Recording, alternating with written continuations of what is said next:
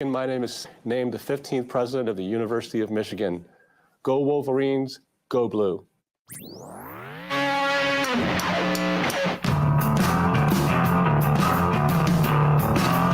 Hello there, everybody. Hope you're having a great Friday. There he is, Santa Ono. That's what he sounds like. And hey, just on that little 10-second soundbite, doesn't sound too bad for starters. Hope everybody's having a great Friday. This is the Maize and Blue Review. I'm Dennis Fithian. We are live here weekdays talking about the latest in Michigan sports, and it's great to have the first appearance ever on Michigan football and basketball today. One of the staff members of the Maize and Blue Review, Davis Moseley, who joins us, and a tip of the cap to Davis. What's going on? Absolutely. You got to tip the cap. I'm digging the Mickey shirt. I wish I had one. I'm just stuck with this basic Army green, but I'm glad to be here. I appreciate you having me, and let's have a good show, man. Well, I was typing up your name on the screen just to put up like this, and then I noticed that I was just thinking that Michigan has a Davis Warren.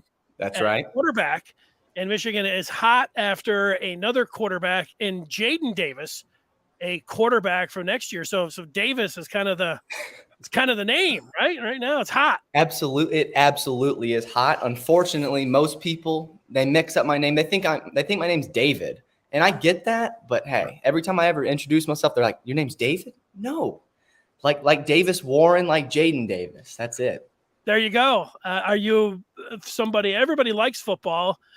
You like basketball too. It's a good combination, to work for the Maize and Blue Review. You like both football and basketball, huh? Yeah, absolutely. I actually fell when I became a Michigan fan. I'm down here in Atlanta, Georgia, so pretty rare to see a Michigan fan. But Denard Robinson was kind of like the guy that got me into it. And so football was actually my first love for Michigan. And then obviously as it kept going, I went into basketball, and now I'm proud to be writing for both of them.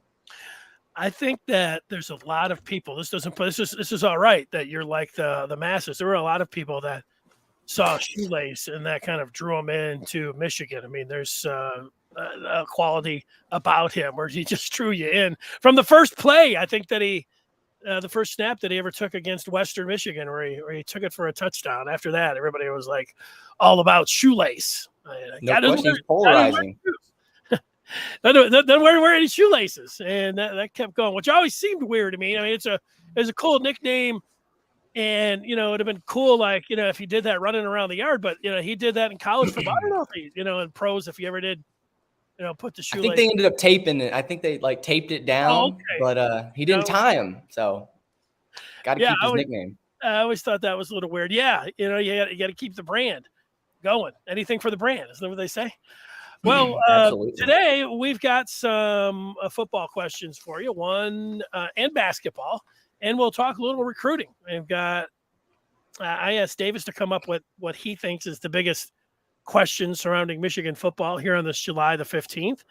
We may all just be, thinking about the same thing. And then the same thing for basketball. I don't know. Like, you go I think football, we might be thinking the same thing. Basketball, I'm not sure.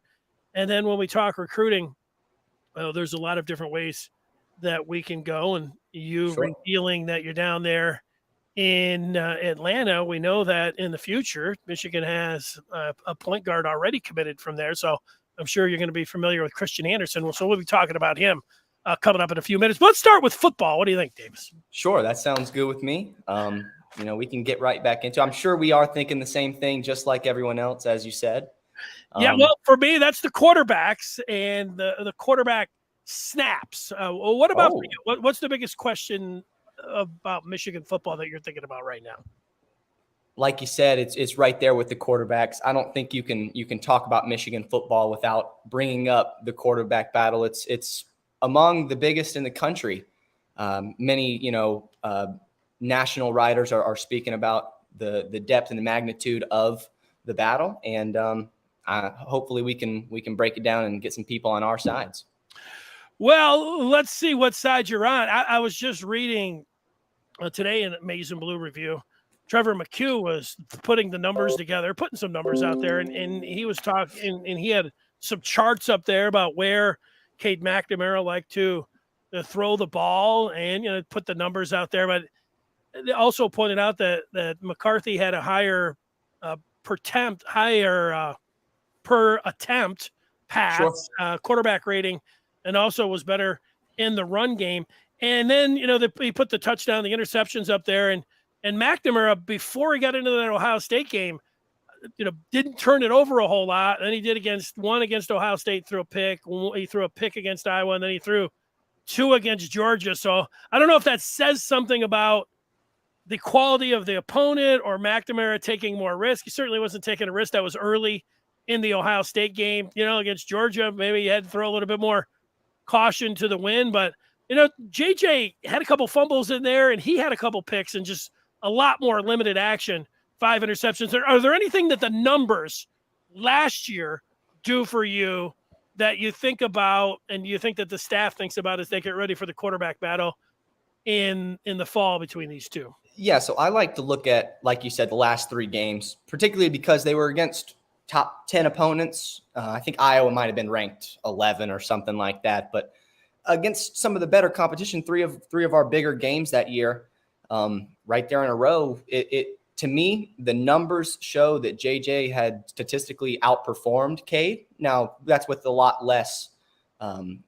reps, but the numbers, like Trevor McHugh's story say, JJ's yard per attempt, yard per completion is miles ahead of what Cade's were over those last 3 games. And I've got some of those stats to break down. But I think that numbers definitely help the story. I think they don't tell quite everything, but I think that there's something that you definitely need to look at.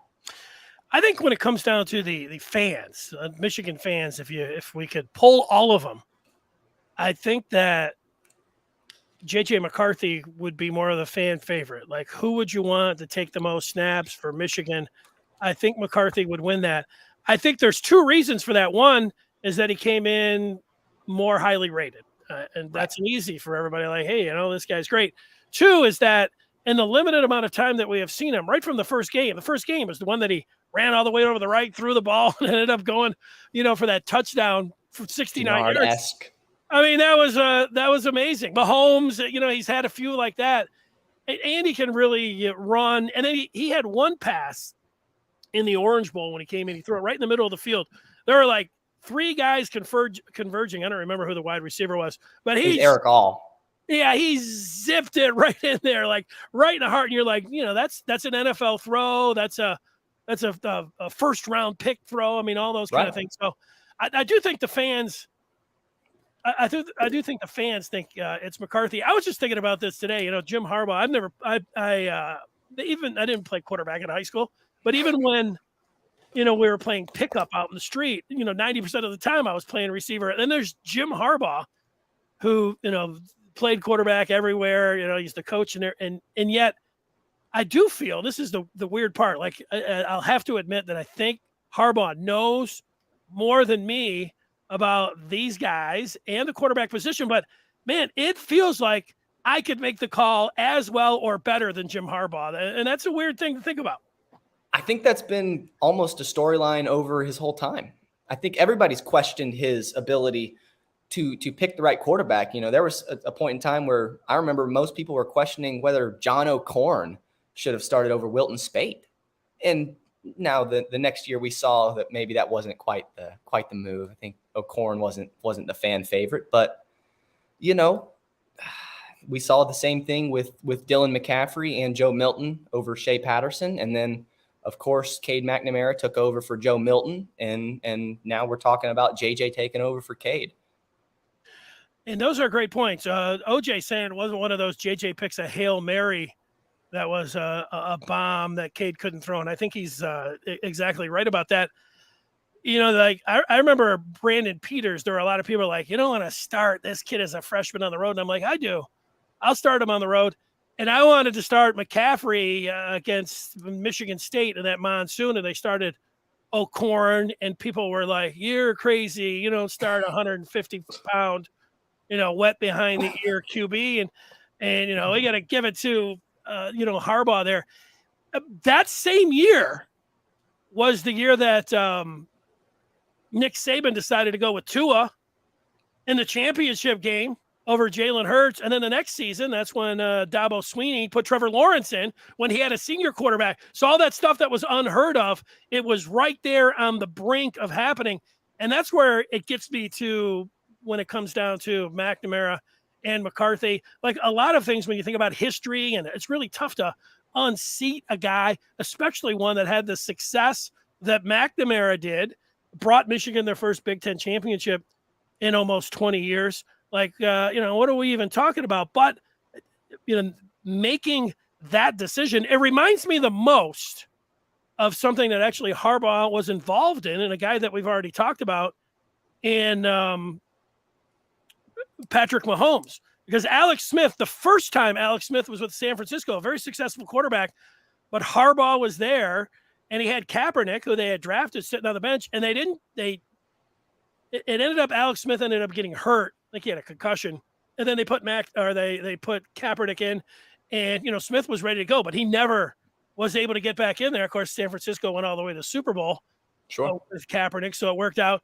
And then when Alex Smith went to Kansas City, they had gone to the playoffs, but they drafted Mahomes, and then they traded him to Washington. I think they were still the Redskins back then. And then, Mahomes took over. So, those situations, and with Harbaugh being in there, it makes me at least think about this. I'm not saying that McCarthy is Mahomes or Kaepernick.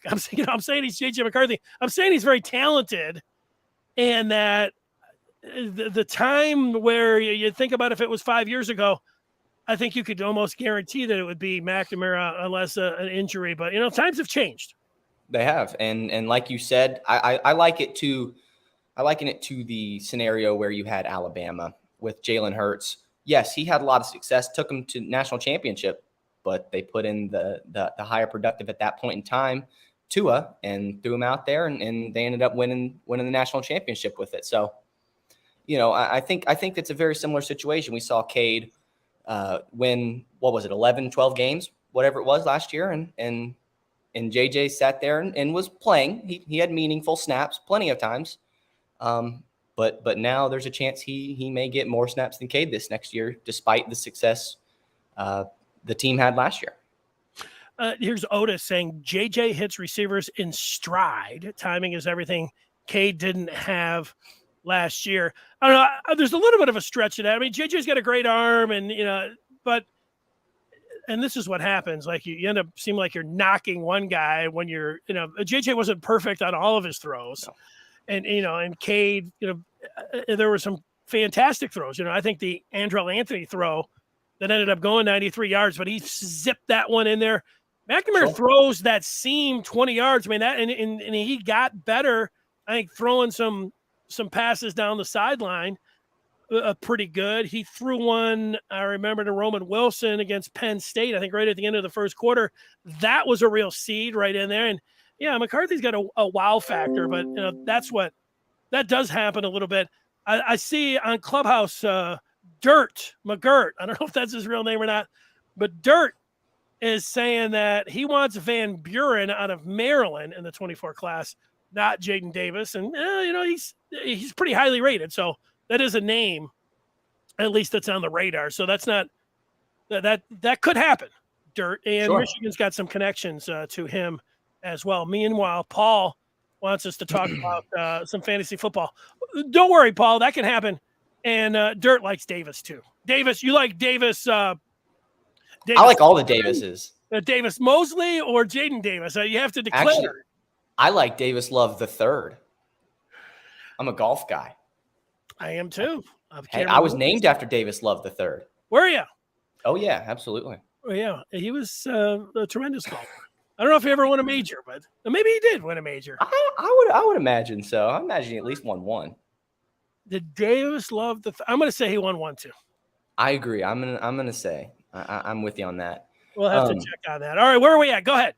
Yeah. So if I could, I'll dive into the last three games of Cade versus JJ. I kind of like what Otis had said. The first question he had about one of the interceptions that JJ threw, or the only interception he threw over the last three games, was a 70-yard Hail Mary against Iowa. And for the sake of actual statistics, I'm going to take that out for this because Cade couldn't throw the ball 70 yards. So they had to put him in there. And even Pro Football Focus deemed it an unturnover worthy play. So for the sake of this argument, I'm not going to count that, which of course is biased, and I get that. But over the last 3 games, J.J. McCarthy's yards per attempt was 29th overall across the entire country. And his yards per completion was number 1, not number 10 or 15, number 1 overall against all Power 5 quarterbacks. I went through and took a deep dive, and that was how it rounded out. And Cade over the last 3 games was in the 90s for yards per attempt and 80s for yards per completion. And I think that's a pretty staggering number. And a lot of that has to do with the amount thrown. But at the end of the day, JJ gives you a more explosive passing tree route. And the numbers show JJ went 9 of 20 for 168 yards, 1 touchdown and 0 interceptions for a 91.25 quarterback rating. And over the same time period, Cade went 40 for 62 for 434 yards, 1 touchdown and 4 interceptions for a 63.5 quarterback rating. Now, numbers are skewed, and I'm biased. I know I am. I pull for JJ. I'd like to see him be the quarterback. But at the end of the day, numbers don't lie. They can be biased and skewed, but they don't lie. And I think to see that your backup quarterback having a plus 30 on the quarterback rating is staggering in itself. All right. Having said all of that, I don't want you to answer this. I'm going to go, and Otis is the answer to the question. So I'm going to, having said everything that you just said and presented, I'll go first. I want you to tell me how you believe it is going to play out. You just talked about J.J. McCarthy this, J.J. McCarthy that. You got all the numbers. And Otis says he thinks it will work out. He is assuming that J.J. is going to make a second-year jump, that Cade will not, thus ending the competition. Now, true enough that I think because of McCarthy just being a year in the program that he has more room to make a bigger jump. But, Cade still can, having a year under his belt, progress. So, maybe it's like this for McCarthy. Maybe it's like this for McNamara. But having said that, before you give your answer, I do believe that McNamara will hold off J.J. McCarthy in the fall, and come September the 3rd, what are we, 50 days away? I believe something like that. It will be Cade McNamara that will lead Michigan in their first game against Colorado State. However, I do believe by the time Michigan goes to Iowa, if they can get a true competition out there on the field, I think that J.J. McCarthy could overtake McNamara, and I think that's going to be a tough decision. And for this, right now, I'm going to say that McCarthy starts at Iowa. McNamara starts against Colorado State, but by that time October rolls around, the calendar turns, J.J. McCarthy will start at Iowa. How do you see it playing out? Well, I agree with you. I think that Cade McNamara will walk out September 3rd against Colorado State, I believe it is, correct, as the starting quarterback. And I'm not going to say, unfortunately, the guy won 11 or 12 games last year. And, that's impressive. But I'm going to go with Cade starting. But I do believe that JJ will either take over or gain more meaningful snaps as the season progresses. And by the time we reach Columbus, I would be shocked if McCarthy isn't the starting quarterback. Shocked. KC saying if JJ overtakes Cade mid-season, that means there's a problem. Not necessarily. Was there a problem with Clemson? It was. There was actually a problem with Hurts and why Tua was able to start against the second half. They needed more passing. Look, I think it's like Alex Smith when he was with the 49ers, not getting hurt, but I don't think the first pass that Cade McNamara throws that's a bad one, or certainly like an interception, or he throws a pick six, that's going to be like, Harbaugh over there, yank him. But I do think that if he stutters just a little bit, I mean, he's got him breathing down his neck talking about McCarthy, it could happen. And I think in those first 4 games at some point, it is going to happen. He might, just talking about McNamara, have a second half like he did against Rutgers.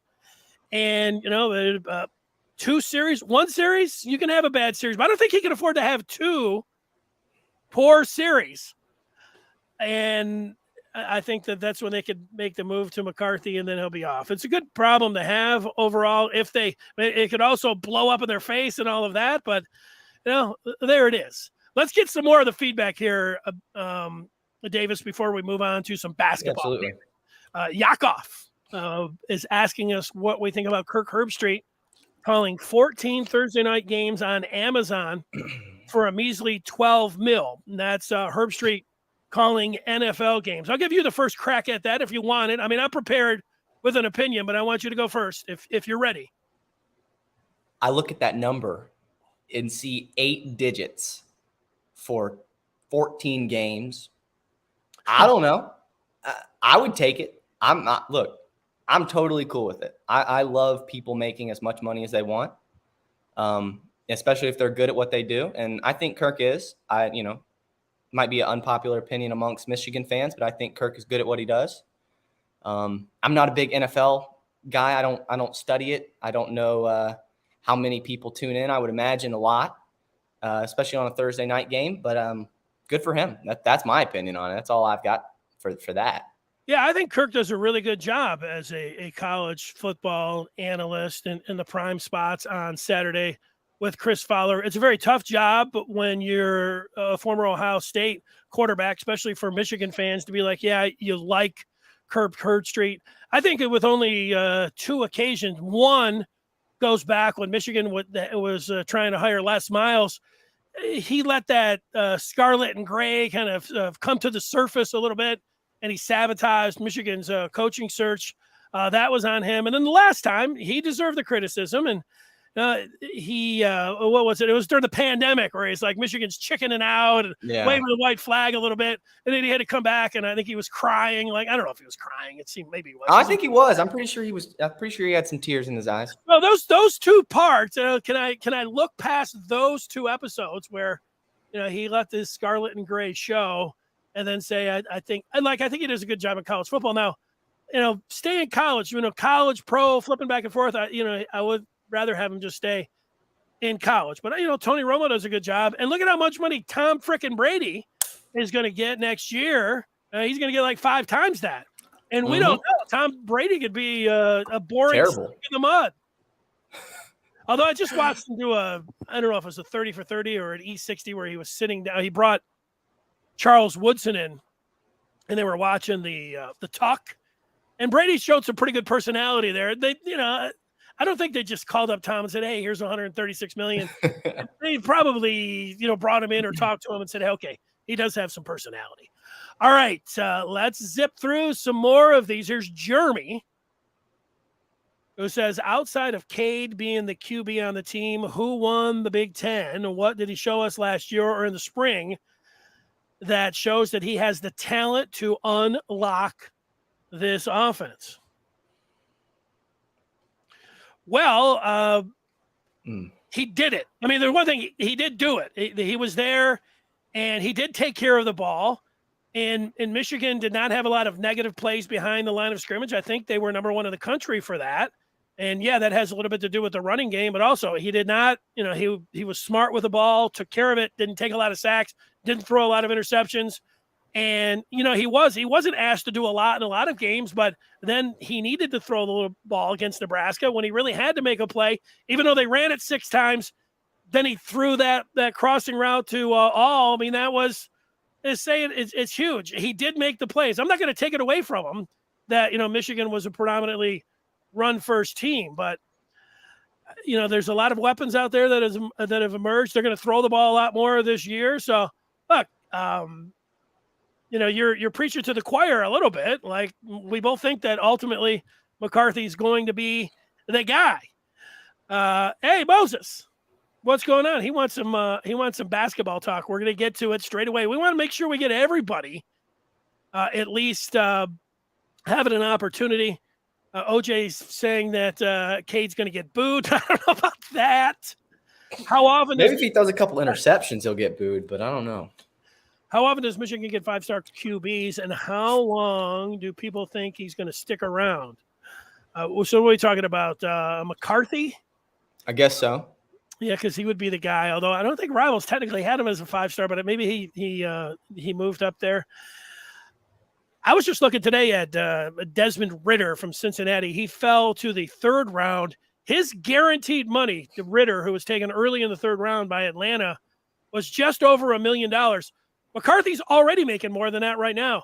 If McCarthy wins the job, plus the way Michigan's been talking about, oh, we're hooking up people that are here and people that do things on the field, McCarthy's going to get like, I'll just guess, $10 million if he wins the job to come back and play for his junior year. How much is he going to get then to come back for a senior year? Now, maybe if he's going to be the 1st overall pick, well, that means that he's playing great too. But I think there's the chance with McCarthy and or McNamara.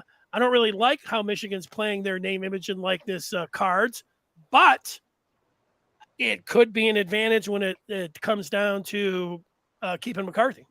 Sure. Yeah. I think he's personally, I don't think he's a guy that flees if he doesn't win the job. And he's been vocal. He's said that many times. He loves Michigan. Now, obviously, things can change, and we don't know what goes on in his mind. But, he just doesn't seem like the kind of guy that would flee at the first sign of trouble, or else he would have last offseason. Well, I really think it depends how this season and playing time and how all that goes. I don't think at this time next year that both of the guys will be on the roster, but, that's just a guess.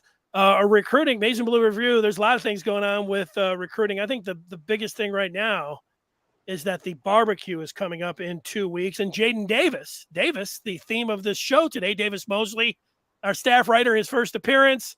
Davis Warren, as we sit around talking about quarterbacks, although we haven't mentioned him in the mix.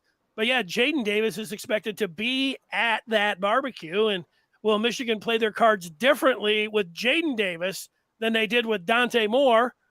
That's up for a little bit of interpretation and a guess. Well, we'll be here all hour if we don't turn the page and talk a little basketball, and let's do that. You see my answer on the board. Michigan basketball, biggest question.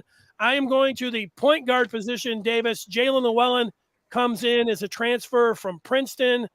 Michigan also will have a true freshman coming in from Virginia, a 5-star in Doug D-U-G McDaniel. Neither of these guys have played a game that counts with the rest of the roster. That's a pretty big deal. That's the biggest question I have as we sit here in the middle of July with the Michigan basketball team.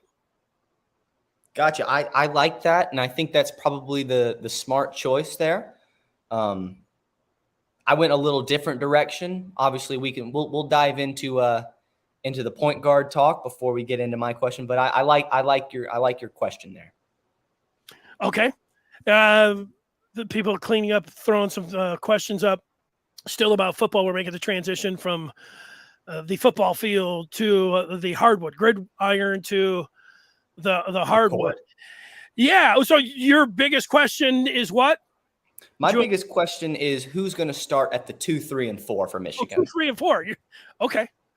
All right. Well, point guard, I'm pretty sure that it's going to be Llewellyn. I mean, he's a grad transfer. And the question to me, if I went a little deeper on that, is just how much McDaniel is, how much time he's going to get. Like, I've seen true freshmen. I remember Xavier Simpson when he was at Michigan. He was out there as a freshman, true freshman. And he looked scared. I'm like, this guy's not a player.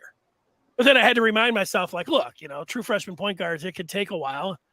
Xavier Simpson was a really good player. It was all said and done. But as a true freshman, there can be an adjustment period. So do you think, tell me right now, if you had to make a guess on who would start at the 2, 3, and 4, who would it be? If I had to guess, yes, I would go with Bufkin, Jet, Terrence Williams. That's where I would go with it. I love Yusuf Hyatt. I think he's a real nice player. I think he's going to play 20-something minutes for us, and I could see him starting as well. But all indications have shown that Kobe Bufkin has made the jump everyone was expecting. He's gotten better on defense. He's gained 20 to 25 pounds. I've heard he's pushing almost 200 pounds now. And I love his game. And Jet coming in as a borderline top 35, top 40 player. And Terrence Williams was one of the pieces last year that everyone seemed to want to get more minutes.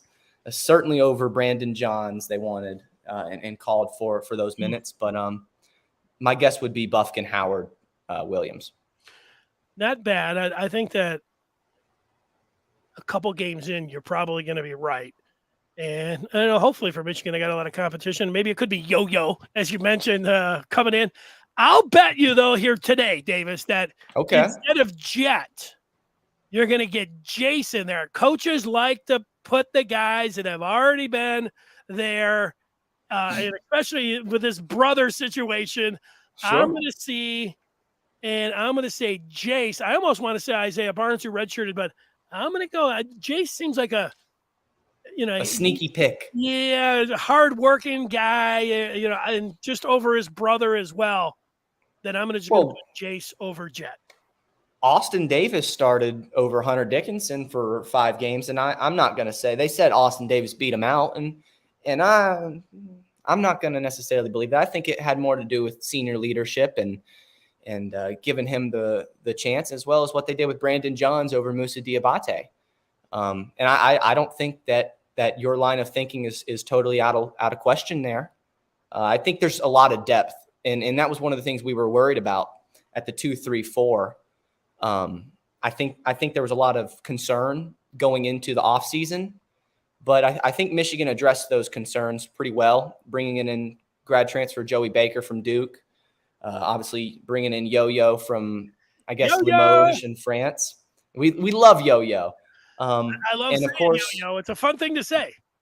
It is a great thing, and I think the nickname, I think he's going to be a fan favorite. I think he's going to get the crowd pumping up there in Chrysler. But I think there's a lot more depth than people at first thought. We've got Kobe, Jet, Isaiah Barnes is coming off a redshirt year. Like I said, Joey, Terrence, and Yo-Yo, and then you factor in power forwards like Will Cheddar, as well as even Terrace Reed can slide down to the 4 at times. You get me a little bit excited about basketball, and that's a longer way off than football. OJ saying Coach Howard did a good job short notice with the unexpected departures. Do you think Jet is a one and done, or out of loyalty, does he remain at Michigan for his father? What do you think? So during the All-American camps, specifically the Jordan Brand Classic, a lot of people said Jet Howard was the most NBA-ready prospect there, which featured the likes of top 5 players, Derek Whitehead, Derek Lively.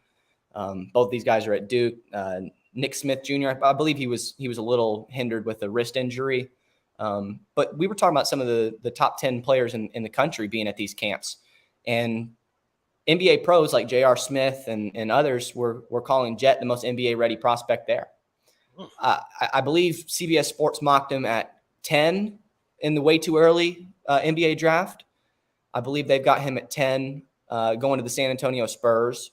That seemed maybe a little high, considering he was a top 40. I think he ended up 38 or something in the rankings, which I think he's got a lot of potential, especially with his positional size being 6'7" with a couple extra inches on his wingspan. I love his game, and I could see him going as a one and done. I like him as a 2 and done, going in the lottery as a 2 and done.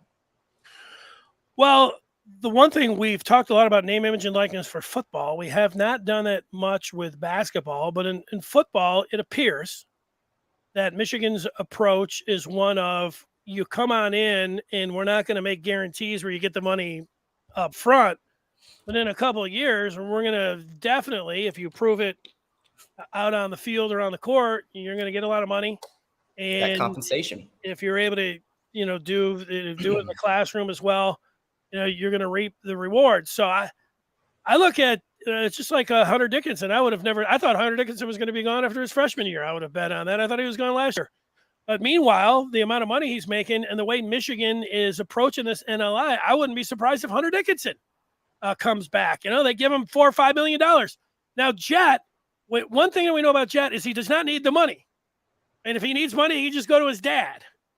And the other thing is, so if you're not in desperate need or even in need at all of money, every college player or every pro player that I've ever seen quoted when they talk about their college days and leaving early, they all say the same thing. Man, I wish I would have stayed around. Why that extra year? Well, now they get compensated. And there's no people I say, well, you never know a guy's situation. And I get that. If you really need money, go. But Jet doesn't need it. So I think Jet could be a 3-year guy. I know Sure. the time, the thing's ticking, but it's also the landscape is changing. And with Michigan, one thing we know for sure in football, I wanted them to push the envelope a little bit with name, image, and likeness and find a way to promise some guaranteed money. Or I don't think they're going to get 5-star quarterbacks and things like that. I don't think they're going to get 5-star players in basketball. But the guys that you have, you can keep them and you can pay them. You can pay them big time. Sure. I like NIL for college students. I think it's a great thing. I think it gives power to them. I actually had a speech in my college class that I had to talk about NIL, and I really like it for the players. I think it gives them a lot of power, and gives it directly to them. I like it. Your class is in session right now with our guest Davis Moseley, Mason Blue Review staff writer. We go to your wheelhouse. Sure. Which is recruiting. This is somewhat topical when you look at the top of the 2023 Rivals 150, because G.G. Jackson today, did you see the news that he decommitted from North Carolina? I did. I absolutely did. There's been rumblings of him heading to South Carolina in order to enroll early. There was actually rumors that he might do the same at North Carolina until they took Pete Nance out of the transfer portal and locked up all their scholarships. And of course, I don't blame him for getting 1 year earlier to the NBA. And South Carolina seemed like his best option. Me neither. And they'll probably pay him pretty well right there in his own backyard. I would. And the thing about paying the players, as mentioned before, NLI, if you start out with Rivals, I don't think that Michigan, I know they got 2 5-stars last year in Caleb Houston and Moussa Diabate, but I don't think they're going to be in play for any of these 5-stars, at least this year. And if you go through, there's 20 of them currently ranked on Rivals, which leaves 4 stars. Are there any players, as I start going through the list here? I don't know. Do you agree with me with Michigan's not going to be involved with any 5-stars? I think you missed a really big one. I think you missed a really, really big one that we're definitely in play for. If you scroll back all the way up to the top 5, I'll show you. Wow, scrolling all the way back up to the top 5. I love it. All right, let's there. Number 5, Isaiah Collier, 6'4" point guard out of Wheeler High School in Marietta, Georgia. Michigan is absolutely in play here for Isaiah Collier. I actually spoke with the family last night, and they have confirmed that they will be taking an official visit to Michigan by the end of July. So we will definitely have Isaiah Collier on campus. He goes by the nickname The Wizard. And he will be on campus before the end of July for his official visit. And I think he's absolutely considering the University of Michigan. I would love to know Michigan's game plan and what Juwan Howard is going to emphasize to him when it comes down to name, image, and likeness when they talk to the Wizard. Because I cut you off. Go ahead. I've been pretty good in conversation with the family. I spoke with his mother and father for 25, 30 minutes about 3 weeks ago. They were adamant, very adamant, that NIL is not a factor in his recruitment. They are absolutely set that the NIL factor does not matter. They are absolutely emphasizing academics as well as potential playing time. That's important. They want to be able to have their son play right away, and I get that. And he's a potential NBA draft pick, one day, and they're focused on getting him a place where he can play, where he can trust the coaching staff. And from all things I've heard, he's a pretty quiet and laid back guy. He likes to see what the coaches are really bringing him. He's not the kind of guy that's just going to make a commitment out of nowhere in his own mind. Maybe it'll come out of nowhere to the public because he's a quiet kid, but he's the kind of guy that's looking for a real experience, and the family is set saying that they're looking for something that we've heard before that's transformational, not transactional. Wow. They don't think NIL is something that's here to stay. They think it's very fluid. It's not set in stone, and they're preaching it to their son that it should not be a factor in his recruitment. Davis, he sounds like a Michigan man already. Jim Harbaugh is out there like, that's not a boy, transformational. Let's go. Well, so you got he's a good kid. That's good to hear. Doug McDaniel this year, the possibility of a top 5 guy in Isaiah the Wizard Collier, and then in 24 to be Christian Anderson from your neck of the woods, a pipeline from Absolutely. From the Peach State up here to Michigan. Who else is so there's probably everybody wants a top 5 player in the country, but Sure. Who else is in on him? So he's got a top 5. He's already taken 4 of his official visits. So Michigan will be his last one. He's taken official visits to Cincinnati, who's been the long deemed favorite for Collier. Alabama has gotten an official visit, and then he took a visit to both West Coast schools in UCLA and USC, who have just recently joined the Big Ten. He really liked both of those visits, and if I had to guess, I would say the top 3 is UCLA, USC, and Michigan in no particular order. Well, let me go ahead and put them in a particular order. Michigan, UCLA, USC. That's pretty random for me. Awesome. Well, is there anybody else then, as we look at this 3 list that I have? I don't know if it goes up to 150 or just to 100. It does.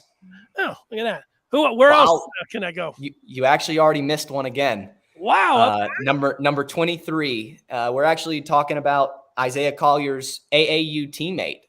We're talking about 6'4" shooting guard, combo guard, Marvell Allen from Fort Lauderdale, Florida. He's attending Montverde Academy now, but last year he was playing for Calvary Christian. And this is a 6'4" shooting guard. You like Yes. that? And he has just missed. Like I mentioned, there's just 20 ranked 5-stars. So this guy just on the outside of being a 5-star, he might be able to move up. And it looks like before, because he's got some down arrows there. That's what that means. Before he was in the top 20, so he's just moved down. He was. Yeah, so he is on a little slide. I'm not sold on a big slide here. I think he's definitely a top 50 prospect in my eyes. And like I said, he's teammates on the AAU circuit with Isaiah Collier. They're good buddies, and there was even talks that they could potentially both be visiting Michigan at the same point in time, which in my opinion, would be huge, as they would be able to see the campus together. And I believe that's the only school that they're both focused on, which would be really cool to see them transition from the AAU circuit for the Skills Factory to Michigan.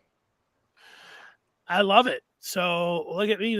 This is a very informational, educational, I guess I should say, with a lot of information. Right. Segment. I'm looking at Dirt on Clubhouse, who has dubbed our top 5 player the Wizard of Chrysler. That does have a nice ring to it. I have to mention McGirt. That it does have a nice ring. All right, so we'll keep an eye on Allen as well. Is there one more player that we can talk about here in 23 before we talk about Mr. Anderson? Yeah, absolutely. So if I could, I'll do a combo because they kind of go hand in hand together, if that's okay. I like package deals. Okay, so they are both teammates in high school. They both play for South Kent in Connecticut. We're talking about Elmarko Jackson and Papa Kante. So Elmarko Jackson is the nephew of Marlon Jackson, former Michigan football All-American, and Papa Kante is a 4-star center who's very defensive-minded. Got a lot of upside to him. I believe they're both right now. I believe they're 3 stars, and I believe Elmarko is rated number 144, and from what I've heard, the expectation is for him to move into the top 50 in the next update. He's wow, that's a huge jump. He's a major riser from people that cover him on a daily, even weekly basis. He is somebody that is supposed to jump quite high, and Papa Kante is more of the same. There's been a point in time where a lot of people didn't quite see what he had, but on the circuit, he's been very dominant, especially defensively. And I believe even some other outlets have put him all the way up into the top 40, which I think it's a pretty good estimate. I like him as a top 60 to 70 player, and Elmarko, I think he's a top 60 player as well. I love it. Awesome. There's Elmarko right there at 144 and 144. Okay. Yep. Let's take a look at it. So I like looking at that thumbnail if I can. Oh, there he is. Elmarko, point guard. He's a very athletic player. Let's be honest, Davis. You can't be wrong if your name's Elmarko or Papa. I mean, not at all. I'm in. No, I like Elmarko a lot. He's an athletic guard with the ability to play a little off ball. I personally like him on ball. I think he's an elite, got elite size for a guard. He's probably 6'2" and a half, and he's thick. He's probably pushing 190, 195. He has a little Jalen Brunson to his game. I'm not saying that's a comparison. There's some aspects. He dissects the defense really well, and he's extremely physical. He's going to put a guard in the post, and there's nothing you can do about it, and he's explosive. There's some highlights out on him, dunking on everybody. It's very impressive. And Papa, while he may not be necessarily refined offensively, he's improving in that area, becoming a better shot maker. He's a real good defensive player. Outstanding, as a matter of fact, one of the better defensive centers in high school basketball. Well, and there's no doubt when you take a look at Michigan and Juwan Howard, just take a look at this year's class. Terrace Reed, Greg Glenn. I mean, these guys are frontline players. That sounds like Papa. That's right. Matter of fact, one thing I missed about Marvell Allen was he was high school teammates with Greg Glenn. Both played for Calvary Christian last year, and they're good buds. They hang out offside, out of the court, and they're good buds. And obviously there's connections. Marvell Allen, I really like where Michigan's at for Marvell Allen. It reminds me of old, Marv Elbert. Yes. End up getting him. Let's shift. It's a ways away, 2024, but Michigan already does have a commitment, and this is what we call burying the lead in broadcasting, because the first thing I was going to ask you about was Christian Anderson out of Atlanta, Georgia, right? And that's right. 24, I'm going to guess point guard, but the first thing that jumps out is that he's 5'8". What can you tell us about him? So speaking with the family, I've spoken with them. Currently, he's overseas playing for the German U16 national team. And the immediate concern among national analysts is his size. They have him anywhere between 5'8", 5'9". But that's not quite as important as most would seem. To me, the thing that jumps off the page is his ability to shoot the basketball. I'm not sure if there's a better shooter in high school basketball than Christian Anderson. He takes pride shooting the ball, and we've seen him hit numerous jumpers in a row, including on the circuit. I believe he shot almost maybe 60% from three over the course of a couple of weekends for Team CP3. I heard CP3 point guard, nice club to play with.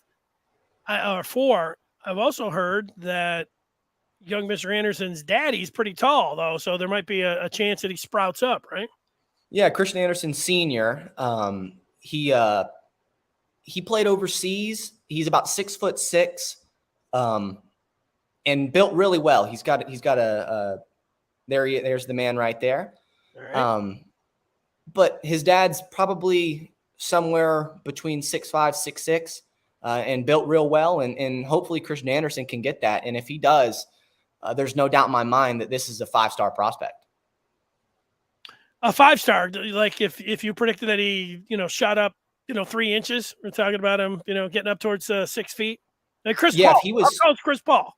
Yeah, if he was 6'1", he would be one of the superstars across the nation. He still is, but they'd be talking about him in the conversation for a potential 5-star. Why is there such a down arrow next to him? 31 spots. That seems like a significant drop. Well, he transitioned from playing from Team CP3 on the circuit and playing really well, averaging 16, 17 points per game, to playing overseas with the German national team. And a lot of people haven't been able to see that. And obviously, as the cycle gets closer, we see a lot of bigger guards. Right there in Atlanta, Georgia, Kyle Green Jr. is another guard, and he's brand new to the rankings, but he's 6'2". And people are valuing the height over the skills and things that Christian Anderson has, the intangibles. All right. Well, you don't jump in, like, you feel pretty good, even though it's so long. It's such a long ways away. But if you're going to commit to a school that young, you almost feel like that is better than 2 years is better than a year, because you're that much into it. Sure. They're a big Michigan family. They love what Jawan and Saudi Washington have done in Christian Anderson's recruitment. There's definitely a little bit of sour grapes with how Christian Anderson has been treated on the national circuit. Considering his size, nobody talks about him. And that's not fair, because he's really playing well. When he played, he was averaging 16.5 points, shooting close to 60% from three. And no one's talking about him because he's 5'9". And that's not right. And so I understand why there would be some hurt feelings on that end. And Jawan and Saudi Washington came down to visit him in person and showed him that they don't care, that they respect him as a player, and they were willing to offer him at such a young age and such a not an immature body, but he's small. He is. He's 5'9", and they were willing to take the chance no matter what. And the family says that they're going to take the chance on Michigan. Well, this has gone well, the basketball recruiting portion here with Davis Moseley. Now, is there anything else that you think people that are watching right now, I've kept you 45 minutes longer than I was projecting to, which I've always said, well, hey, if it's going really well, we could go past a half hour. And yeah, sure. Is there anybody else that you're thinking about, or any stone that I've left unturned? Yeah, one guy I really like in the 24 class is another 5-star big man out of Cameroon. Born in Belgium, moved to Cameroon, and now he transitioned to America a year and a half ago, playing in the DC area for Collier, Maryland's West Nottingham Academy. Name's Yavis Messi. Might have butchered the name just a little bit. That's okay. Real nice player, real nice kid. 6'11", 210 pounds, runs the floor incredibly well, super long arms. Wingspan is incredible. And he's been offered by quite a few programs, and some of the ones prioritizing him are Michigan, UCLA, Kansas, Georgetown, and DePaul. He's looking to visit all those programs, including Michigan, and he'll be one to keep an eye on going forward. He's in the 24 class as well. Well, Michigan's going to have to clear up a scholarship somewhere or two. I mean, that's maybe the biggest thing to keep an eye on if you're a Michigan fan, right? Because the way NIL, and they really do want to keep Hunter Dickinson around, they might not have many scholarships to be handing out. Sure. But Llewellyn, I mean, that would be one, right? So, and Joey Baker as well. Okay, there you go. You got that. So that's two. My estimation is Hunter leaves after this year. I can see that. And so that's potentially three, along with there's always a potential for transfers. And with how loaded the wing position is, it wouldn't surprise me to see some players up and leave due to lack of playing time. In Yo-Yo, he's got a chance to go pro. I love it, and Jet does as well. So I think there's definitely some room for some scholarships to open up in the next couple of years. Yo-Yo a pro, huh? Wow, that would be something. Hey, look, if Yo-Yo and Jet end up going pro, that means they just had lights out seasons. And hey, it means Michigan had a good year. That's you and I are thinking the same thing. Well, here's a little tip from Otis for you, Davis. Our last thing here. He says his grandson is a rising 8th grader. So look out. He's 5'8", but he's playing AAU this weekend. So keep an eye on him. Otis, Gotcha. Hopefully he's earmarked for Michigan. You know, hopefully he's transformational, not transactional. Not transactional. Like a lot of these guys that we've been talking about today. All right. Great job, Davis. And thank you. We'll have to do this again. We appreciate your time. time. Absolutely. Please. I'll be definitely excited to get back on. I've appreciated, you giving me the time to come up and speak. It was fun. We'll talk with you again. Absolutely. For sure.